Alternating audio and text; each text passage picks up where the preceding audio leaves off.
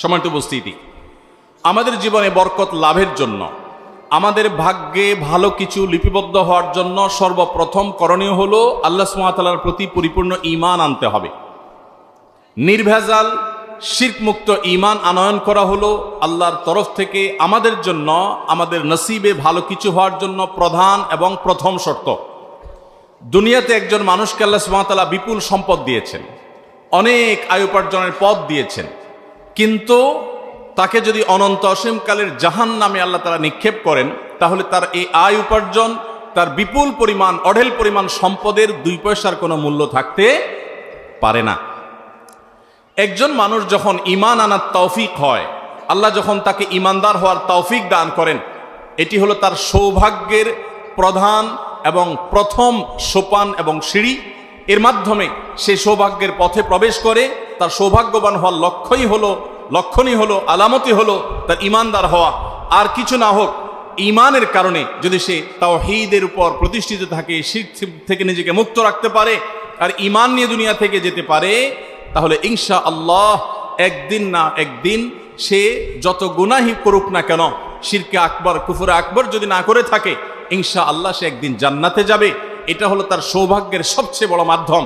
এই জন্য সৌভাগ্যশীল মানুষ হওয়ার জন্য সর্বপ্রথম শর্ত হলো ঈমান আনয়ন করা আল্লাহর প্রতি, আখিরাতের প্রতি, নবী রাসূলগণের প্রতি, আসমানি কিতাবসমূহের প্রতি। যে ঈমান হবে নির্ভেজাল, যে ঈমান হবে নিঃসংকোচে।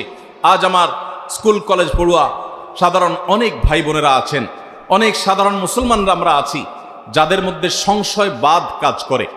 সৈয়দ আবুল হাসান আলী আন-নদভী রহমতুল্লাহি আলাইহি ভারতবর্ষের স্বনামধন্য এবং প্রথিতযশা আলেমে দ্বীন এবং আল্লাহওয়ালা মানুষগুলোর মধ্য থেকে একজন ছিলেন।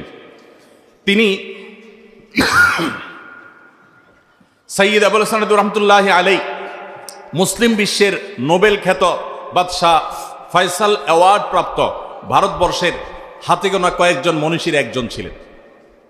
তিনি সৌভাগ্যশীল মানুষের সবচেয়ে বড় আলামত যে ঈমান, সবচেয়ে গুরুত্বপূর্ণ বিষয় যে তার আল্লাহর প্রতি ঈমান আনয়ন করা, এবং এর মাধ্যমে যে সে সৌভাগ্যের চাবিকাঠি আল্লাহর পক্ষ থেকে প্রাপ্ত হবে, এর মাধ্যমে যে সে আল্লাহর পক্ষ থেকে সৌভাগ্যের অধিকারী হবে, এবং ঈমান আনার কারণে যে তার আল্লাহর কাছে শুকরিয়া আদায় করা দরকার, এটা তার বিভিন্ন বক্তব্যতে, বিভিন্ন লেখনীতে তিনি বিস্তারিতভাবে তুলে ধরার চেষ্টা করেছেন। সময়ত ভাইরা আমার, এই সৌভাগ্যবান মানুষের প্রথম শর্ত হলো আমাদের ঈমানটাকে খাঁটি করতে হবে, নির্ভেজাল করতে হবে। এটা নিয়ে দুনিয়া থেকে যাওয়ার চেষ্টা করতে হবে। আল্লাহ আমাদেরকে তৌফিক দান করুন।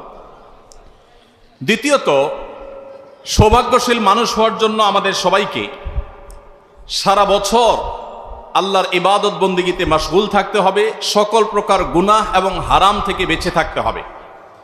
আমরা অনেকে আছি এক রাত ইবাদত বন্দেগী করে আল্লাহ রাব্বুল আলামিনকে আমাদের ভাগ্যের জন্য ভালো কিছু লেখা হয় তার জন্য দোয়া করি, কান্নাকাটি করি এবং মনে করি এটা যথেষ্ট। এটা আমাদের একটি জীবনের ভুল এবং জীবনের একটা ভ্রান্ত ধারণা যে এক রাতের ইবাদত আমার সারা বছরের ইবাদতের জন্য যথেষ্ট হবে। প্রকৃত অর্থে আপনার আমাকে আমাদের ভাগ্যে যেন ভালো কিছু লেখা হয় তার জন্য সারা বছর আল্লাহর ইবাদত বন্দেগী করতে হবে। আল্লাহ সুবহানাহু ওয়া তাআলা বলেছেন, ওয়ালাউ আন্না আহলাল কুরা আমানু ওয়াত্তাকাউ লাফাতাহনা আলাইহিম বারাকাতিম মিনাস সামা। যদি কোনো জনপদের লোকেরা ঈমান আনে এবং তাকওয়া অবলম্বন করে, আল্লাহ সুবহানাহু ওয়া তাআলা আসমান থেকে বরকতের সমস্ত দুয়ারগুলো, দরজাগুলো সব উন্মুক্ত করে দিবেন। অতএব ভাগ্য সুপ্রসন্ন হওয়ার জন্য ঈমান এবং তাকওয়া অবলম্বন করা, ঈমান আনা এবং তাকওয়া অবলম্বন করা জরুরি। আল্লাহ তাআলা আমাদের সবাইকে তাকওয়া অবলম্বন করার তৌফিক দান করুন। তাকওয়া হলো আল্লাহর সমস্ত আদেশগুলো মেনে চলা এবং সকল হারাম থেকে বেঁচে থাকা। এটা হলো তাকওয়ার খোলাসা, এটা হলো তাকওয়ার নির্যাস। এই তাকওয়া অবলম্বন করলে সেই লোক হবে প্রকৃত অর্থে আল্লাহর কাছে সৌভাগ্যশীল। সময়ত উপস্থিতি, আল্লাহ সুবহানাহু ওয়া তাআলার কাছে সৌভাগ্যের অধিকারী হতে হলে, তার কাছে এই বিষয়ে আবেদন করে সেটি মঞ্জুর করাতে হলে আমাদেরকে সারা বছর আল্লাহর দাসত্ব এবং গোলামি করতে হবে। আমরা ছোট একটা উপমা দিতে পারি। কোনো জনপ্রতিনিধি তার কোনো কর্মী যদি বছর জুড়ে তার কোনো খোঁজ খবর না থাকে, তার কোনো সময় কাজে না আসে, হঠাৎ করে যখন রেশন দেয়, হঠাৎ করে যখন তাকে বিভিন্ন লোকজনের জন্য নানা রকম সুযোগ সুবিধা দেওয়া হয়, কর্মী যদি তখন নেতা সাহেবের কাছে হাজির হয়ে যায়, নেতা সাহেব তখন তার উপরে বিরক্ত হবে, তাকে কিছু দিতে চাইবেন না, কারণ তাকে সারা বছর দেখা যায় নাই, শুধু ভাগ নেওয়ার সমস্যা হাজির হয়ে গেছে। আর যদি সারা বছর তার জন্য কাজ করে, তার কথা শুনে, তাহলে সবার আগে তার ভাগটা রাখবে। ঠিক একইভাবে আল্লাহ সুবহানাহু ওয়া তাআলার বরাদ্দ পেতে হলে, তাকদীরে ভালো কিছু পেতে হলে, ভাগ্যে ভালো কিছু লেখা হোক সেটা চাইলে আমাদেরকে সারা বছর জুড়ে ইবাদতবন্দি করতে হবে, 5 ওয়াক্ত সালাত নামাজ পড়তে হবে, সকল হারাম থেকে বেঁচে থাকতে হবে, আল্লাহর গোলামি করতে হবে, গুনাহমুক্ত জীবন যাপন করতে হবে, তাকওয়ার জীবন অবলম্বন করতে হবে। আল্লাহ সুবহানাহু ওয়া তাআলা আমাদের জীবনে বরকতের দুয়ার, সৌভাগ্যের দুয়ার খুলে দিবেন এবং আমাদের জন্য আল্লাহ তাআলা ভাগ্যে ভালো কিছু লিপিবদ্ধ করবেন। অতএব একজন ইমানদার হিসাবে সারা বছর জুড়ে আমাদের নেকামল করতে হবে, যেন আমাদের ভাগ্য সুপ্রসন্ন হয়, নসিবে যেন ভালো কিছু লেখা হয়। আল্লাহ আমাদেরকে তৌফিক দান করুন। নাম্বার 3, সকল প্রকার পাপাচার, সকল প্রকার গুনাহ এবং অপরাধ, হারাম থেকে স্পেশালি বিশেষভাবে বাঁচার চেষ্টা করতে হবে। প্রথমটা আমভাবে বলেছি, বিশেষভাবে আল্লাহর অবাধ্যতার কাজগুলো থেকে বেঁচে থাকতে হবে। আমরা অনেকে 5 ওয়াক্ত নামাজ পড়ি, রমজানে রোজাও রাখি, আবার অনেক হারামে লিপ্ত। আমরা অনেকে অনেক ভালো ভালো কাজ করি, কিন্তু আবার অনেক খারাপ কাজে তলে তলে লিপ্ত। আমরা চোখের জেনা করি, আমরা কানের জেনা করি, আমরা মনের জেনা করি, আমরা বহুবিধ গুনাহে লিপ্ত, অথচ বাহ্যিকভাবে আমরা অনেক নামাজ রোজা ইত্যাদি করি। ভাইরা আমার, আমাদের নসিবে ভালো কিছু লিপিবদ্ধ হওয়ার জন্য, আল্লাহর রহমতের অধিকারী হওয়ার জন্য আমাদেরকে গুনাহমুক্ত জীবন গড়তে হবে। গুনাহমুক্ত জীবন গড়লে আল্লাহ রাব্বুল আলামিন আমাদের জীবনে বারাকা দান করবেন ইনশাআল্লাহ তাআলা। 4 নম্বর হলো, যদি কখনো গুনাহ হয়ে যায় তাহলে তওবা করতে দেরি করা যাবে না, দ্রুততার সাথে তওবা এবং ইস্তেগফার করতে হবে।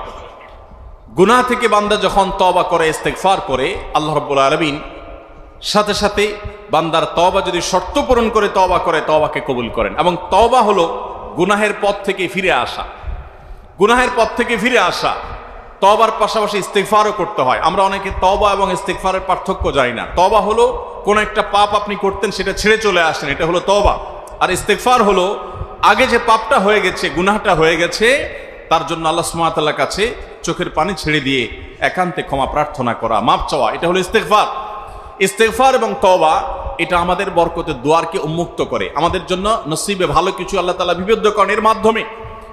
সূরা নূহ আল্লাহ রাব্বুল আলামিন বলেছেন, নূহ আলাইহিস সালাম তার জাতিকে নির্দেশ দিয়েছেন, ফাকুলতুস্তাগফিরু রাব্বাকুম ইন্নাহু কানা গাফফারা ইউরসিলিস সামাআ আলাইকুম মিদরারা ওয়া ইউমদিদুকুম বিআমওয়ালিন ওয়া বানিন ওয়া ইয়াজআল লাকুম জান্নাতিন ওয়া ইয়াজআল লাকুম আনহারা।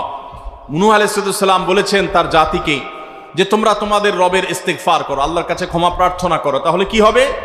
আল্লাহ রাব্বুল আলামিন তোমাদের গুনাহ মাফ করবেন। আল্লাহ সুবহানাহু ওয়া তাআলা তোমাদের জন্য, তোমাদের উপার্জনে, তোমাদের সম্পদে, তোমাদের ফল ফসলে বারাকা দান করবেন, সেগুলো বৃদ্ধি করবেন। ওয়া ইউমদিদুকুম বিআমওয়ালিন ওয়া বানিন, তোমাদের সন্তান এবং অর্থ সম্পদ ইত্যাদি দিয়ে তোমাদের সমৃদ্ধ করবেন। তাহলে সৌভাগ্যের জন্য, সৌভাগ্যবান হওয়ার জন্য আমাদের বেশি বেশি ইস্তেগফার করতে হবে, তওবা করতে হবে। এটি হলো সৌভাগ্যবান হওয়ার জন্য, ভাগ্যের জন্য ভালো কিছু লেখা হয়, তার জন্য চতুর্থ কারণ। নাম্বার 5, সব সময় আল্লাহর ফয়সালায় খুশি হওয়া, এটা হলো সৌভাগ্যবান মানুষ হওয়ার পূর্ব শর্ত। আমরা অনেকে যখন আমার নিজের হিসেব মতো আল্লাহর কাছ থেকে পেয়ে যাই, তখন আমরা অনেক খুশি হই, আলহামদুলিল্লাহ বলি। আবার যখন আমার হিসাবের বাইরে দেখা যায় যে আল্লাহ সুবহানাহু ওয়া তাআলার কাছে চাইলাম একটা আর পাইলাম আরেকটা, তখন আমাদের মুখ দিয়ে আলহামদুলিল্লাহ বের হওয়া তো দূরের কথা, আমাদের মুখটা কালো হয়ে যায়, আমরা নাখোশ হয়ে যাই, আমরা মন খারাপ করে ফেলি। এটা কোনো ইমানদারের বৈশিষ্ট্য হতে পারে না। একজন ইমানদার তিনি সুখে যেমন আল্লাহ তাআলার শুকরিয়া আদায় করবেন, দুঃখেও আল্লাহ রাব্বুল আলামিনের ফয়সালাকে মেনে নেবেন। মনে রাখবেন, ইমানদারের জন্য এটা অনেক বড় পরীক্ষার ব্যাপার যে ইমানদার তার সারা জীবনে আল্লাহ রাব্বুল আলামিনের সকল দানে যেমন খুশি হবে, কোনো কষ্ট, কোনো দুঃখ এটাতে নিপতিত হলে সে সবর করবে। কারণ আমার এই দুঃখ কষ্টের পেছনে আর কিছু না হোক, সবর করলে আল্লাহর কাছে বিনিময় নিশ্চিত।